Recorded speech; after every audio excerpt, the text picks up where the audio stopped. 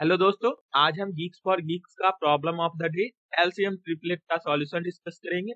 तो चलते हैं प्रॉब्लम स्टेटमेंट देखते हैं। इस प्रॉब्लम के स्टेटमेंट को यदि आप समझना चाहते हैं तो इस प्रॉब्लम में हमें एक इंटीजर n गिवन होगा और हमें इस प्रॉब्लम में 1 से लेकर n तक के बीच में कोई भी ऐसे 3 नंबर सिलेक्ट करने हैं और उसका एलसीएम हमें फाइंड करना है और जो मैक्सिमम एलसीएम आएगा उसे ही एज ए आंसर हमें रिटर्न करना है। जैसे इस बातों को एग्जांपल फर्स्ट से देखें तो यहाँ पर n का वैल्यू हमें 9 गिवन है, मतलब 1 से लेकर 9 के बीच में हम कोई भी 3 नंबर सिलेक्ट कर सकते हैं, चाहे वो सेम नंबर हो या डिफरेंट नंबर हो, से कोई फर्क नहीं पड़ता है। और इस टेस्ट केस के लिए 7, 8, 9 3 नंबर सिलेक्ट करें और इसका एलसीएम यदि फाइंड करें तो वो आपको 504 आएगा और ये सबसे मैक्सिमम पॉसिबल एलसीएम है, इसीलिए यहाँ पर 504 आउटपुट किया गया है। सिमिलरली एग्जांपल 2 देखें तो यहाँ पर n का वैल्यू 7 गिवन है और यदि इस केस में हम 3 नंबर सेलेक्ट करें 1 to 7 के बीच में तो वो हम 5, 6, 7 सेलेक्ट करेंगे, जिससे हमारा एलसीएम 210 आएगा जो कि मैक्सिमम वैल्यू होगा। अब यदि इस प्रॉब्लम का कंस्ट्रेंट देखें तो यहाँ पर n का मैक्सिमम वैल्यू 10⁻6 गिवन होगा और मिनिमम वैल्यू 1 गिवन हो सकता है और इसे हमें सॉल्व करना है log n टाइम कम्प्लेक्सिटी में using log n extra space, लेकिन हम इसे सॉल्व करेंगे कांस्टेंट टाइम कम्प्लेक्सिटी में यूजिंग कांस्टेंट एक्स्ट्रा स्पेस। तो चलते हैं हम इस प्रॉब्लम को इस गिवन टाइम कम्प्लेक्सिटी और ऑक्सिलरी स्पेस में कैसे सॉल्व कर पाएंगे ये देखते हैं।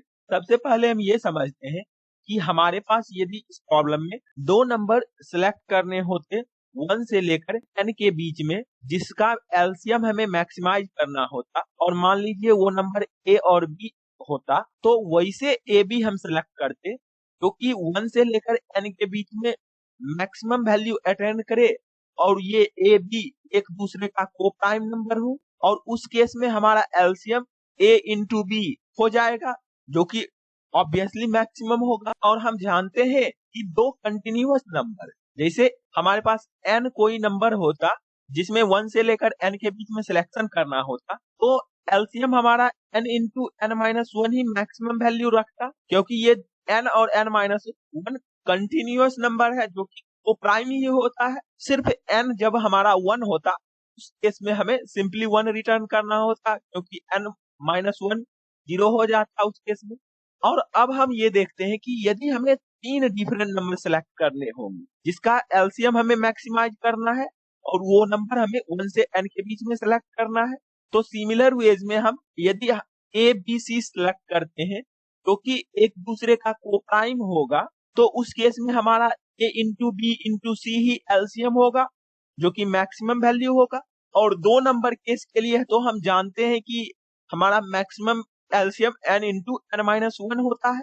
अब हम इस 2 नंबर में एक नंबर और सिलेक्ट करना है c, और c यदि हम यहाँ पर इस n के अकॉर्डिंग सिलेक्ट करें, यदि हमारा n ऑड होता तो c हम n-2 सिलेक्ट कर लेते जो कि n-2 भी ऑड आता और ऑड और ऑड एक दूसरे का कोप्राइम होता है और n-2 और n-1 भी एक दूसरे का कोप्राइम होगा क्योंकि ये कंटिन्यूअस है। तो यदि n हमारा ऑड होता है उस केस में हम simply n into n-1 into n-2 return करेंगे क्योंकि मैक्सिमम वैल्यू होगा। और यदि हमारा n इवन होता है उस केस में 2 नंबर का सिलेक्शन तो n इंटू n- हो चुका है, अब हमें तीसरे नंबर की खोज है।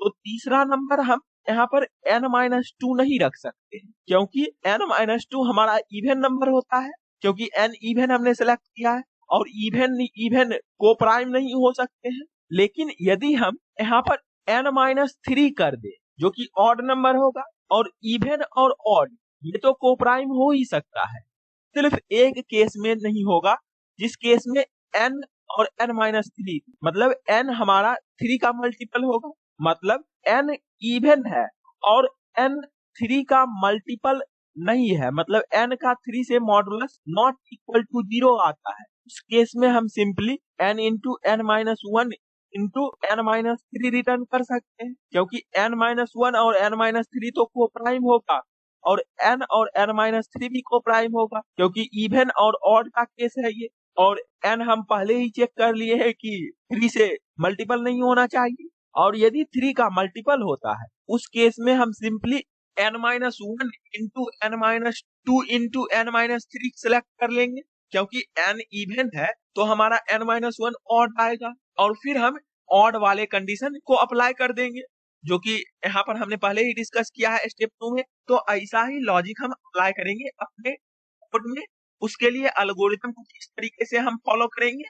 सबसे पहले हम ये चेक कर लेंगे कि n हमारा लेस देन इक्वल टू 2 है। यदि ऐसा होगा तो सिंपली n हम रिटर्न कर देंगे, क्योंकि 3 डिफरेंट नंबर हम सेलेक्ट ही नहीं कर सकते हैं इस केस में, और ये कंडीशन नहीं होता है उस केस में हम सिंपली n यदि ऑड होता है तो ये रिटर्न करेंगे, और यदि n इवन होता है फिर चेक करेंगे 3 का मल्टीपल है, यदि 3 का मल्टीपल होगा तो ये रिटर्न करना है, नहीं तो ये रिटर्न करना है। तो चलते हैं इसी बातों को अब हम कोड में इंप्लीमेंट करते हैं। तो यहाँ पर सबसे पहले हम C++ कोड डिस्कस करेंगे। यहाँ हमें एलसीएम ट्रिपलेट फंक्शन की बजाय इसे ही कंप्लीट करना है। सबसे पहले हम यहाँ पर ये देख रहे हैं कि n हमारा लेस देन इक्वल टू 2 है। यदि n less than equal to 2 होगा तो रिटर्न n कर देंगे, नहीं तो सिंपली चेक करेंगे कि क्या n इवन है या ऑड। यदि ऑड का केस होगा तो हम simply n into n-1 into n-2 return किए हैं, और नहीं तो इवन का केस है फिर चेक करेंगे कि n हमारा 3 का मल्टीपल है। 3 का मल्टीपल होगा तो इसे रिटर्न करना है, नहीं तो इसको रिटर्न करेंगे। तो इस कोड को सबमिट करते हैं और देखते हैं कि क्या ये रन करता है।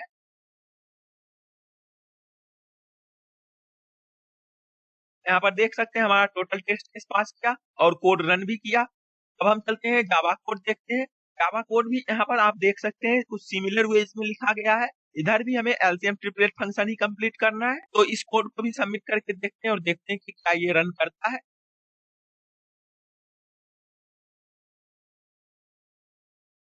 तो यहाँ पर देख सकते हैं हमारा इस लैंग्वेज में भी टोटल टेस्ट केस पास किया और कोड रन भी किया।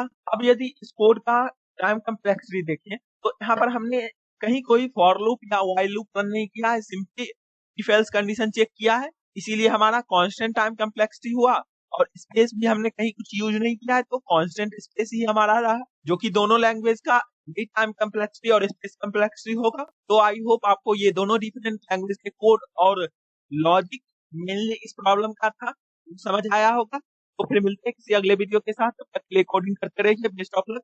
और हम इस दोनों डिफरेंट लैंग्वेज के कोड का लिंक डिस्क्रिप्शन बॉक्स में प्रोवाइड कर देंगे, तो आप वहां से चेक कर सकते हैं। और आप अपना कमेंट सेक्शन में फीडबैक जरूर दें कि इस वीडियो में क्या लैक है, तो हम उसी अकॉर्डिंग अपने वीडियो को इम्प्रूव करेंगे आपके लिए। Thank you for watching this video.